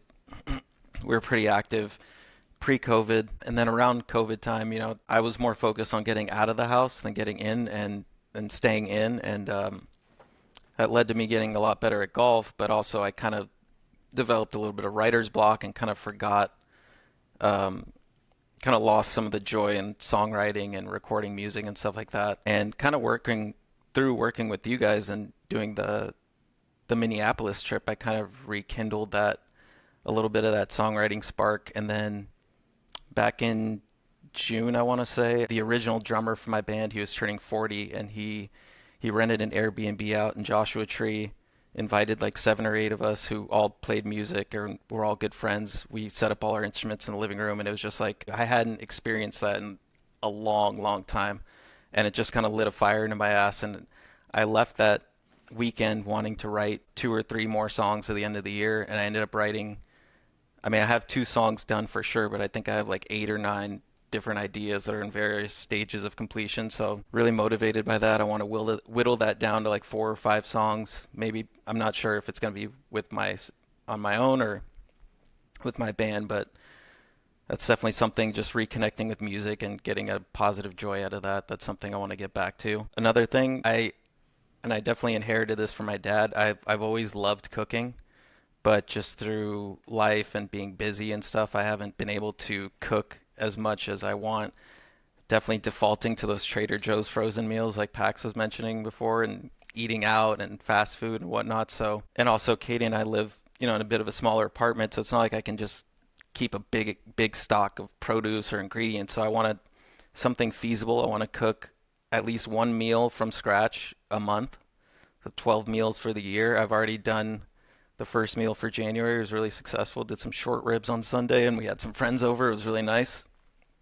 And again, it brought that positive feeling, cooking for other people, seeing that look on their face, spending quality time with them. We weren't on our phones. We were enjoying the meal, talking to each other. And it's just really nice experience. Along with that, I love cooking and I love eating even more. So I want to go to 50 new restaurants. This is a goal I've had for the past few years. I think in 2023, ate at 55 new restaurants, and last year I capped out at 45. So the average is still at 50. So I want to hit 50 this year. And then the last thing is, before I got into golf, the whole reason I have a love for filming and editing stems from my time as a teenager. I was really heavy into skateboarding, and I would film all my friends, and I made a couple skate videos and stuff. And obviously life, I got into golf, I got into music, and I always kind of sucked at skating, so it was easy for me to kind of discard it. But the one thing I didn't realize was that I was kind of leaving behind some really good friends that we had a connection through skateboarding, and some of them took off with skateboarding professionally, and some of them have just stuck with it as a hobby, even through having families and jobs and moving. And so I want to reconnect with those friends, and getting back into skateboarding is a good way to do that. So one of my goals this year is to learn a new trick on the skateboard. I never landed a 360 flip, so that's top of mind for me, but any new trick will do. But yeah, that's my life goals. Love it. What do you got, Troy? So I think my start off would be similar to yours, Big. Like, I'm part of the Husky Boy Club. I'm a big boy, and I need to change that. And a lot of it's because of laziness. A lot of it's because of life. It always comes down to laziness in reality. So like my girlfriend Danelle and I we're trying to change a lot of habits, and I think that's what where we're starting, is making sure we're doing like meal prepping, making sure we're setting ourselves up for success, trying to make stuff from healthy ingredients, not go to Trader Joe's, because we all do that apparently. So yeah, that's first goal. It needs to be paramount above everything else. Like, stop making bad decisions. Let's start. They don't have to be perfect decisions, but they just need to be better than they were. So that's that. Kind of following John's John's goals in terms of friendships and stuff like that. I had a similar situation 2 years ago. I lost my childhood best friend since I was 3. And since then, it's kind of always been a main thing, but especially this year, I want to really make sure that, like, if I'm thinking about somebody, just text them. Like, just take the 5 seconds and text them. Dude, let them know you're thinking about them. Like, that needs to be paramount, because those conversations are fleeting. And kind of on top of that is, I've made it a personal goal for myself to always have a camera on me at all times, not just when I'm doing something fun. Golf pictures are really cool. Pictures of people that are important to you, that I don't care how bad they look, those are 10 times cooler.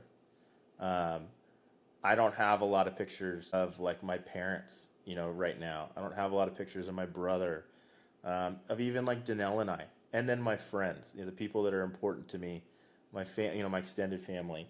I need to be better about using that skill to kind of capture those moments and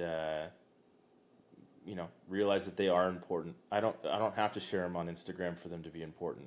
It's important to me and my family. And then I was kind of able to achieve a pretty big goal today, which my goal for the past like 3 years has been to shoot a PGA event, and I found out today that will be happening. So I'm kind of freaking out. But hell yeah, brother. So yeah, so that Let's go. That's kind of major. It's not easy to do, and it's through some hard work and a lot of people stepping up and believing in me, you guys all included. So I don't want to act like I did this all alone, kind of thing. Yeah, so I'm pretty excited for that. So that should be in a couple of weeks from now, and hopefully we'll have some coverage of that for Municipals. So that's kind of all I got. It's kind of a big one that happened today. That's a big one. I was like, well, that was a goal that was on my list, but big check. Yeah. Yeah, So that's so awesome, man. We're so happy for you, and we're excited to see what you're gonna come up with, because whatever it is, it's gonna be better than whatever their social media team does. Don't Facts. sponsor us, PGA Tour. JK. yeah. All right, Jack. Well, that's a hard one to follow. So Yeah, a lot of my like life goals are kind of like I call it 20,000 foot view stuff. I think on the health stuff, I turn 35 next month, in less than 12 days or something like that. But um, for me, it's just like over since I got out of the Marine Corps, like I've been basically just like maintenance level or below maintenance level. One of my goals last year that I do remember was I wanted to run a Marine Corps physical fitness test and still score over 290, which is like would be considered like you know, like a really good score. I want to do that again this year, but the most important part of it was I think this year is just establishing a plan again and actually following it. Part of that, like a lot of the 20,000 foot view stuff for me is like I think I've let a lot of like outside influence in my life just dictate the decisions that I'm making. So for me, it's a big one is being disciplined in all aspects, whether it's golf, whether it's, you know, work, whether it's one of my goals is spending more time with friends, and we'll talk about that in a little bit, but just being disciplined and following through with it. Outside of that, I think one other thing that's going to help just on the life stuff is being more focused on the necessary and just editing out the excess. This was something that I was actually thinking about while I was editing episode 3 on the travel series. I was like, man, like it's so great having all this footage, but not a lot of it is necessary. Like it got me thinking more about like just certain things, like a lot of what you guys are talking about with, you know, not going to Trader Joe's. By the way, shout out Trader Joe's, do sponsor us if you can. Um, it's just being more a little bit of it is being more decisive on like, hey man, like does this really serve my purpose of like being more healthy or being more, you know, decisive on where I spend my time. So again, a lot of that ladders up to also one of the things that did happen this year already that I do want to happen more often is like spending more time with friends, not just on the golf course, but outside of the golf course and connecting with people that I care about, you know, whether it's like Troy said, like just text someone if you think about them. For my girlfriend Kim's dinner, or sorry, for her birthday, a couple weeks ago, we went out to dinner. But before that, we met up with Ashton, lives up in the city. So, um, you know, that was really fun, just like talking to people outside of the golf course and not really. We mentioned golf like maybe 2 or 3 times, but it was really nice to actually be people outside of the game. And so I think definitely, you know, we'll see each other at the cookout, all of us. Um, Definitely being able to go out for dinner, stuff like that. That's some of the things that I'm really looking forward to. Um, and then one of my other sub goals last year that I pushed back a little bit was to actually use my GI Bill and go to school.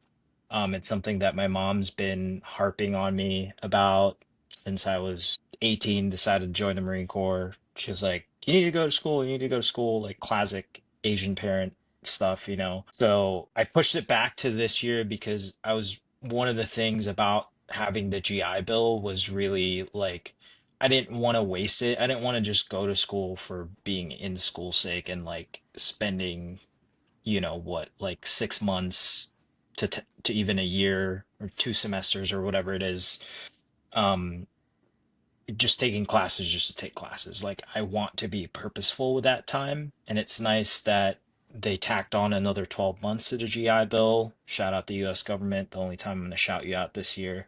Um,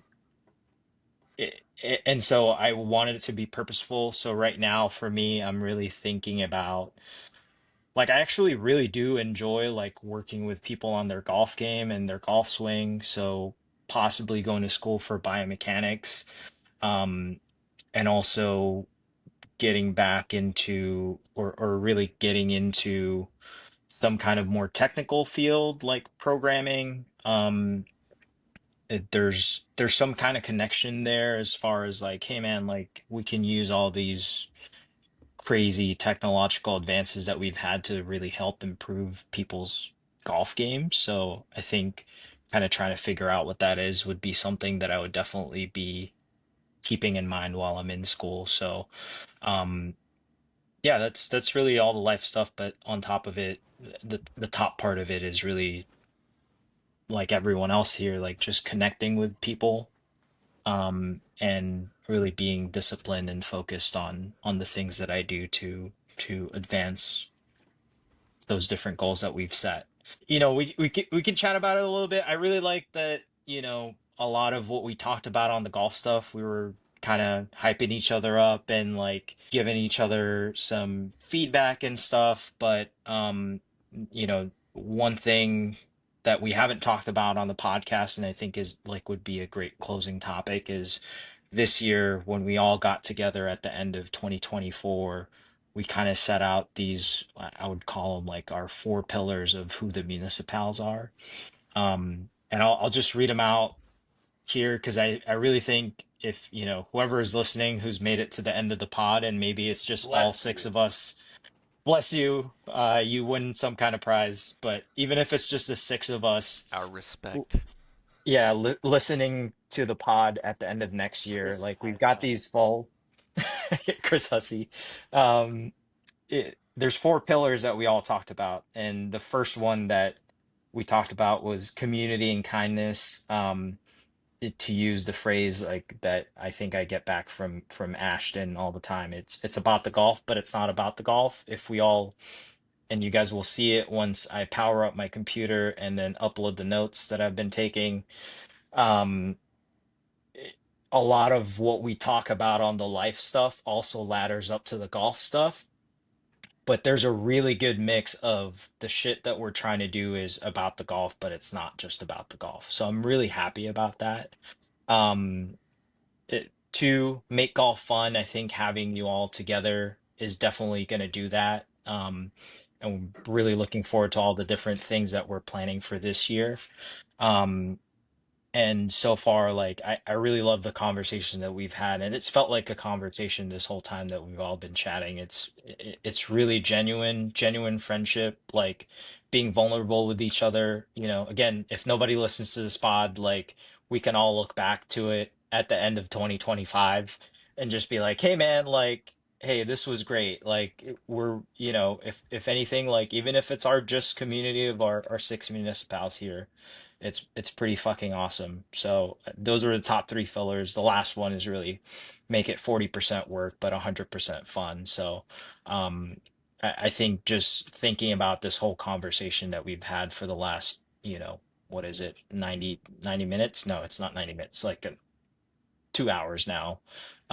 That's been top of mind for me. So we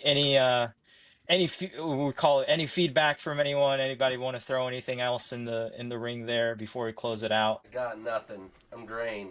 I think we're good. I can't tell because Ashton's got his lights out. He might be asleep. But... Ashton fell asleep on the podcast. No, I'm here. The only thing I'll say though, this is just a random thing. Jack guessed everything you just said. My biggest thing for y'all that honestly is like change my life is too aggressive, but for those of y'all trying to make meaningful changes that kind of checks all those boxes, get a crock pot. It's not sexy. Everyone loves all these newfound gadgets. Like crock pots are just incredible. Like literally, like every week I go to Whole Foods and I get, on sale chicken breasts and I do like pico de gallo on top. 8 hours on low, shred it up. You can do it on tacos, sandwiches, salads. I literally just like that. I eat that. That's my protein all week. So get a crock pot, cover it in whatever, can be mindful. Hopefully fresh pico de gallo. Don't do orange soda Big Chris all over your chicken. That's not good. And Legit, we'll Ashton, end it with I Betty thought Crocker. you were doing some weird analogy for like Yeah. You need to get a crock pot. in terms of That's your community, soul. man, just get And then a you- crock pot of people, and just mix things together and let's No, talk. I'm just straight And I up was like, oh no, you're talking about meals. I was like, wait, so who's the what's the pico represent? Are we putting potatoes? Are we putting hot dogs in the crock pot? You know, life's like a jambalaya, okay? And you just let it cook for a little bit, and you get a lot of people in there. I guess I probably could have just told you guys that offline because we have this nice sentimental wrap up when we finish with me in my blackout screen talking about crock pots. Betty Crocker talking about making stuff. Betty Crocker. Betty Crocker. And with that, I'm sorry to ruin it. Really, all right, really Somebody nicely. make a crock pot shirt, please. Yeah, seriously. Hey, if we have another event, it could be the crock pot. It could be the crock pot. Jesus. I'm Team And Low and Big we're- Chris is Team High. Get it? Get it? Oh, man. Jack's team, keep it warm. All right. Okay, well, 2 hours and with plus. that, Thank you guys. Thank you to everyone who made it through this listening, and Which is Thank you nobody. guys for listening. hope you use to this us as fucking motivation for your own psychopaths. goals. Get a crock pot.